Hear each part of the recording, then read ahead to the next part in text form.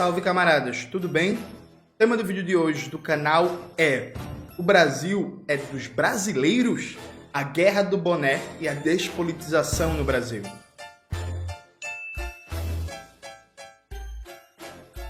Antes de começar propriamente o tema do vídeo do canal, quero muito agradecer a você que ajuda a manter e melhorar nosso canal a partir do Apoia-se. Seu apoio é fundamental para a gente continuar o nosso trabalho. Se preferir o Pix, tá aparecendo aqui como QR Code na tela do vídeo. Lembrando que a gente tem uma lista de transmissão no Zap com todo o conteúdo que a gente produz e recomenda. Entra lá e não perde nada. Camaradas, note, esses últimos dias, né, essa altura do campeonato, acho que todo mundo viu a guerra do boné. A guerra do boné. O Padilha, o Alexandre Padilha, ele teve uma ideia. O Padilha teve uma ideia, meu Deus do céu. E aí, teve uma ideia que era para fazer um boné para se contrapor ao boné ali dos bolsonaristas que estavam usando o boné do Trump, né? Making Great America Again, acho que é assim. I not speak English, né? Eu hablo espanhol. I not speak English, mas eu acho que é por aí. É o Sidônio Palmeira, o marqueteiro que agora dirige o Secom, criou, né, aquele slogan, o Brasil é dos brasileiros, que não tem novidade nenhuma, que por coincidência, inclusive, é o slogan do partido de extrema-direita da Alemanha, é o slogan também de grupos de extrema-direita de Portugal, lá na Alemanha.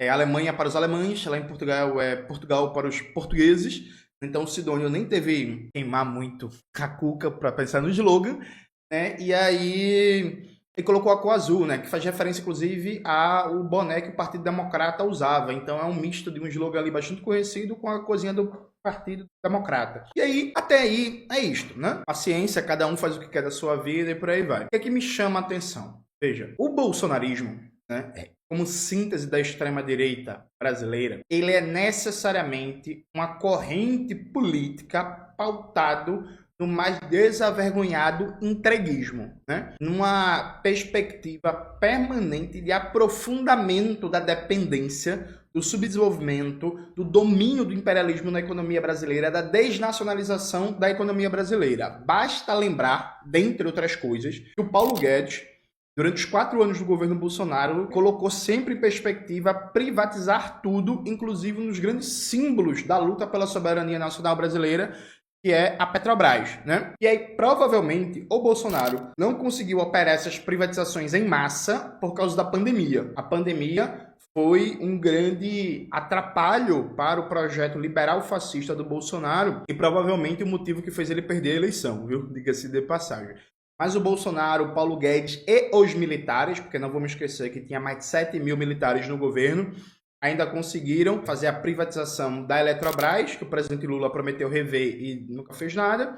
Conseguiram também fazer a privatização da Landolfo Alves, na Bahia, uma das refinarias mais importantes do Nordeste. A privatização da Clara Camarão, no Rio Grande do Norte.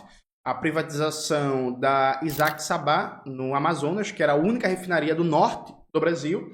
E tentaram fazer mais uma série de privatizações também, além de uma série de ataques à Petrobras, aos Correios, ao Banco do Brasil, à Caixa, à Ceitec, à Cepro e por aí vai, né? Então veja, é muito curioso porque o bolsonarismo é uma corrente entreguista, é uma corrente que suas principais figuras adoram atacar o povo brasileiro, dizer que o brasileiro é preguiçoso, que o brasileiro é vagabundo, que o brasileiro não tem cultura, que o brasileiro é deseducado e por aí vai. Só que fazem tudo isso apelando para uma retórica patriótica, né? O que é fantástico. Então é muito bandeira, é hino nacional, é camisa da CBF, é por aí vai, enquanto opera concretamente contra o interesse da soberania nacional brasileira. O fenômeno do bolsonarismo, para ser enfrentado, um dos pontos centrais, me parece, é justamente destacar esse caráter antinacional e antipopular do bolsonarismo. O bolsonarismo como a negação de tudo que particulariza o brasileiro no mundo e da soberania nacional brasileira pensada em termos concretos, ou seja, nossa autossuficiência em combustível, nossa autossuficiência energética, a nossa segurança e soberania alimentar, a nossa soberania tecnológica, porque isso tem impactos concretos no dia a dia na vida da classe trabalhadora. Então, de maneira bem simples e objetiva, só para dar um exemplo. Ora, se você ataca a Petrobras e desmonta a estrutura de produção de fertilizantes no Brasil, vai aumentar o preço dos alimentos, né? Porque cada vez mais vai depender da importação de fertilizantes, importação é feita com dólar, toda variação cambial vai ter um impacto quase que imediato no preço dos alimentos, né?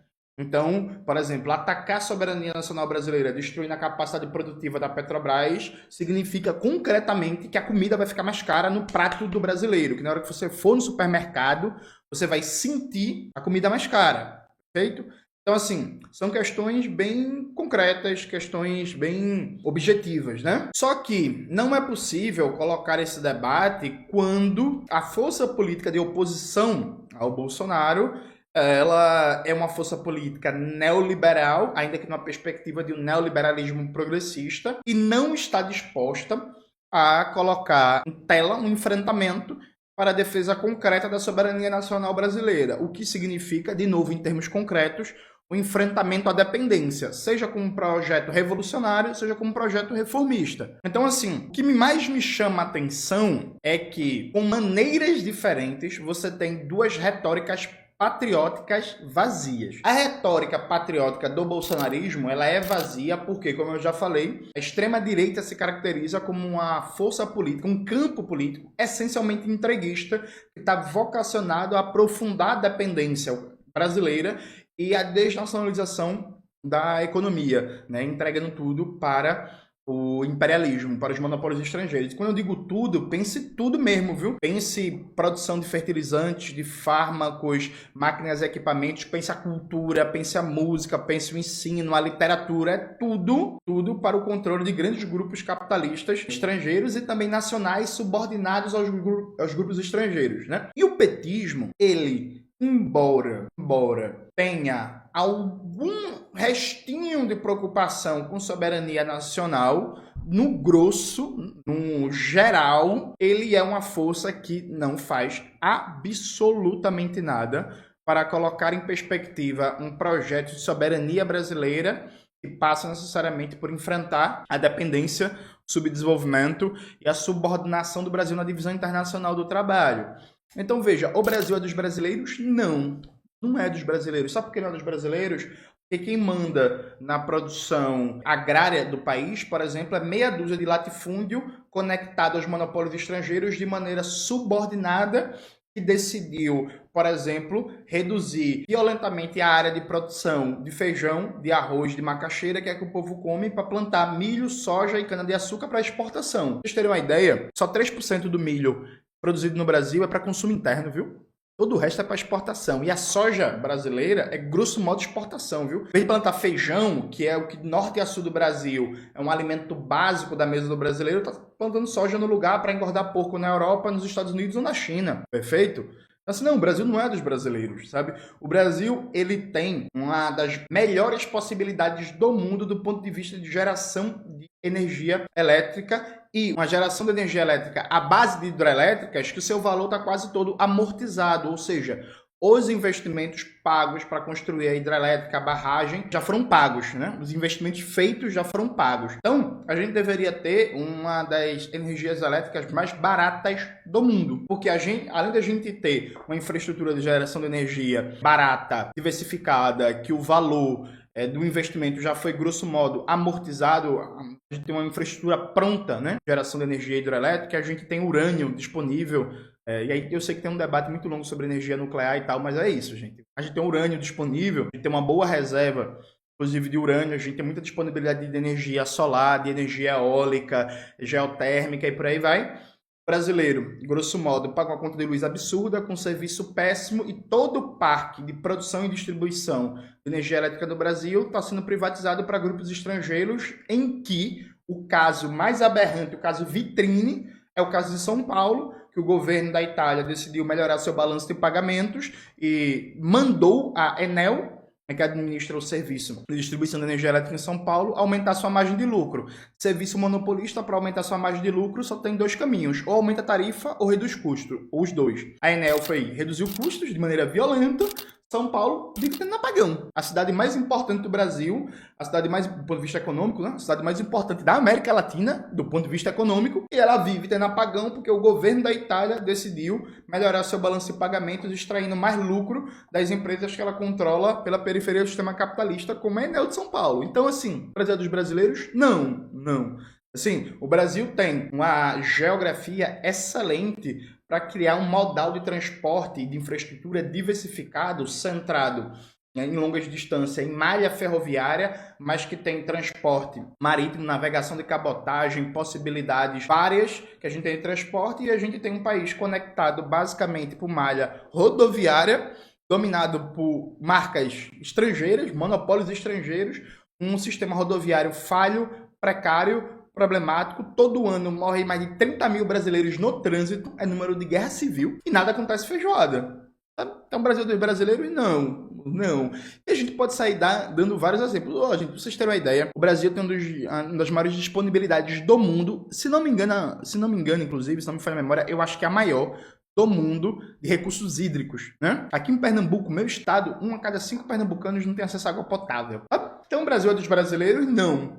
Quem é que manda no Brasil? A classe dominante brasileira, que é, como diria a grande Vânia Bambirra no livro Capitalismo Dependente Latino-Americano, é uma classe dominada. Ela é dominante frente às classes trabalhadoras, mas dominada frente ao imperialismo, né? Então, os banqueiros, latifundiários, grandes comerciantes, industriais, proprietários de monopólios de mídia e por aí vai, formam um bloco interno de dominação frente aos não proprietários, né? Frente à classe trabalhadora, à classe média, aos pequenos proprietários, forma um bloco de dominação, mas é subordinada ao imperialismo. Então, o Brasil não é dos brasileiros e, concretamente, os brasileiros comandam cada vez menos a dinâmica do Brasil, porque neste momento a gente vive um ciclo histórico de aprofundamento da dependência e da desnacionalização da economia brasileira, de aprofundamento do colonialismo cultural, de aprofundamento da capacidade de dominação sobre a vida política do país, a tal ponto de que é tanto ataque, que é até difícil acompanhar. Por exemplo, durante o governo Bolsonaro, foi aprovado no Congresso Nacional uma ampliação da venda de terras para estrangeiros, né? Flexibilizando ainda mais. Eu lembro que em 2021 eu vi um dado que o Brasil estava entre os 5 países do mundo que mais tinham terras na mão de estrangeiros. É tanto ataque, que eu estou desde o ano passado com isso na cabeça de voltar a esse tema, de procurar atualização dos dados, sabendo, depois das mudanças que foram feitas durante o governo Bolsonaro, como é que está esse dado hoje, o quanto cresceu a compra de terras brasileiras por empresas estrangeiras.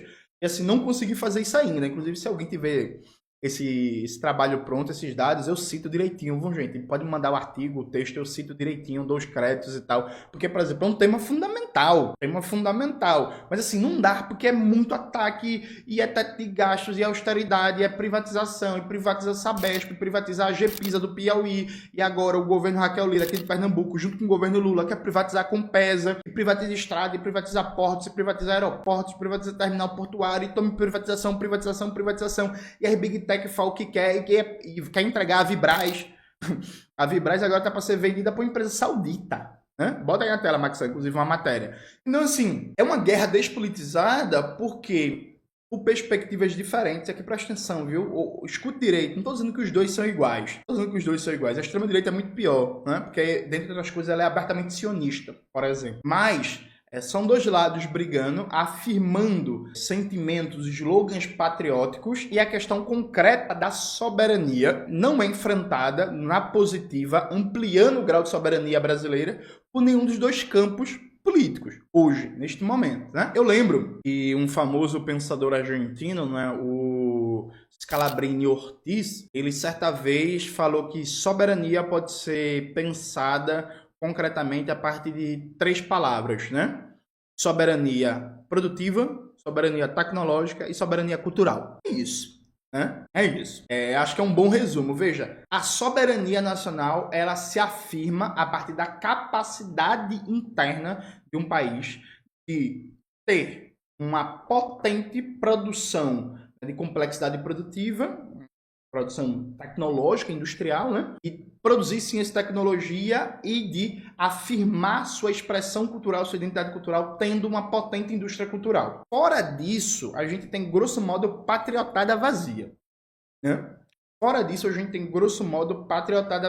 É claro que o país pode ser um país bem pouco industrializado, né? Um país bem pouco com capacidade de influenciar na divisão internacional do trabalho, mas por elementos políticos, ideológicos, ser um país muito importante no sistema internacional, no sistema imperialista, né, e ser, inclusive, um símbolo de afirmação de soberania nacional, como é o caso de Cuba. Do ponto de vista econômico, a economia de Cuba é uma economia meio ridícula, né, gente? Assim, é um paíszinho pequenininho, de 10 milhões de habitantes, que não é riquíssimo em recursos naturais e por aí vai. Pelo contrário, Cuba não tem, sei lá, petróleo, tá ligado? Suficiente, de boa qualidade, enfim. Mas Cuba tem um papel fundamental no sistema interimperialista global, porque, porra, primeira e única revolução socialista consolidada das Américas, na boca dos Estados Unidos, um símbolo de resistência anti-imperialista, de internacionalismo proletário, de humanismo e por aí vai. Então, assim, Cuba tem um papel hiperdimensionado frente ao que é sua economia.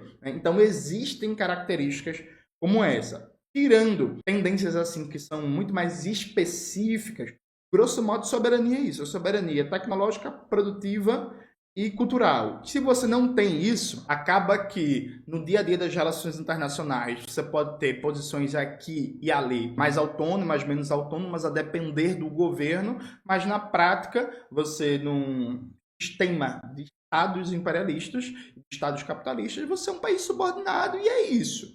Não é coincidência que a China primeiro completou um vigoroso processo de industrialização. Primeiro, montou o mais potente do mundo hoje, Sistema Nacional de Inovação. E quando eu falo em processo de industrialização, penso também do ponto de vista de tecnologia militar, né? Afirmou-se internamente como um país, né, com uma identidade cultural própria, com a indústria cultural potente, com sistema de ensino, com produção cinematográfica, produção de videogame, com tudo que você imaginar, para depois a China assumir um protagonismo global. A partir destes marcos. É claro que a China, na época do Mao Zedong, tinha um protagonismo global a partir de uma dimensão político-ideológica como um dos centros de propagação de uma proposta revolucionária socialista, né? Eles trocaram o elemento de protagonismo no sistema internacional.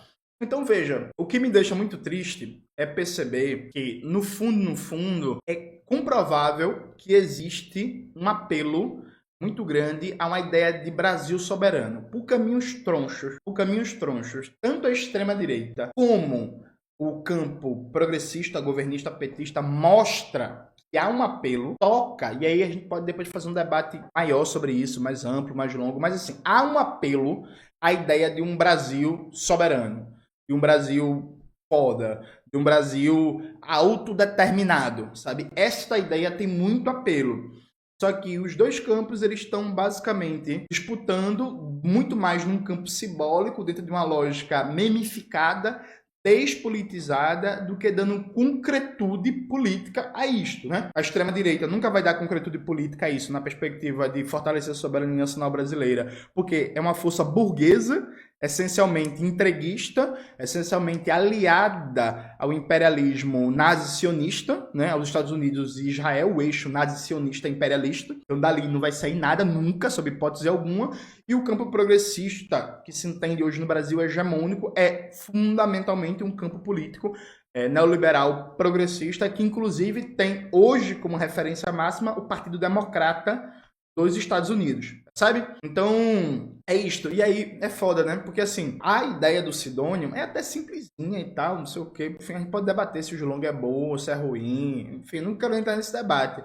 O que eu sei é que, perceba uma coisa, quando eles querem gerar palavras de efeito, palavras de ordem de efeito, de impacto, que capturam a atenção, eles conseguem. Mas isso nunca é gerado para uma coisa boa para a classe trabalhadora na perspectiva de enfrentamento, de organização e de avanço, né, da soberania nacional brasileira. Então, porra, o Sidônio poderia, né, montar, por exemplo, toda uma campanha de marketing em defesa da Petrobras e de retomar todas as refinarias privatizadas, né? Já que ele...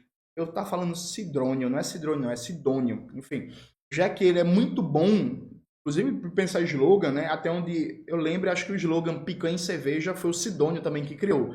É isso, o Sidônio é um gênio, viu? De criar sloganzinho, fácil de pegar, chicletinho e tal. Poderia fazer isso, né? Vai? Não vai. Então é isso, é a guerra do boné, é a guerra do meme, é a guerra da despolitização, em que, no final das contas, o que é importante para pensar a soberania nacional brasileira, o que significa concretamente o enfrentamento da dependência, do capitalismo dependente, isso não está colocado em perspectiva. É por isso que eu, nas redes sociais, e aí caminhando para a conclusão, eu nas redes sociais bem pouco falei sobre isso, porque eu não acho que eu seja obrigado a escolher um lado nessa guerrinha memificada despolitizada não, viu? Eu vou criticar o bolsonarismo, vou bater no bolsonarismo como eu bati muito, inclusive quando o Tarcísio de Freitas colocou esse bonezinho ridículo do Trump, desci o cacete lá nele e viralizou pra caralho no Twitter, teve mais de 20 milhões... 20 milhões não, gente, deu uma porra, 20 mil curtidas, não sei o que, milhares de pessoas viram. Mas eu não vou elogiar, nem compartilhar, nem engajar nessa campanha aí governista, não, porque é isso. Eu acho que o nosso interesse enquanto comunistas, enquanto revolucionários, enquanto inclusive brasileiros e brasileiras genuinamente preocupados com o Brasil, é realmente colocar em termos concretos a luta pela soberania nacional brasileira. E esta luta é necessariamente uma luta popular, dos de baixo, contra a burguesia interna, contra o imperialismo e contra as correntes neoliberais, sejam elas de esquerda e de direita, e as correntes fascistas que atuam no cenário político brasileiro. É isso, galera. Espero que vocês tenham gostado do vídeo hoje do canal. Não se esqueça de se inscrever no canal, ativar o sininho, curtir esse vídeo, compartilhar e tudo isso que vocês já sabem. Um beijo e até a próxima.